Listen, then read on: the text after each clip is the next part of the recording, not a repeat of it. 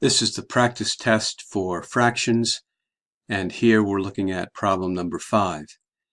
And the problem says, in a pre-algebra class containing 31 students, there are 18 freshmen, 10 sophomores, and 3 juniors. What fraction of the class is juniors? Now, we're told that the total number of students in the class is 31.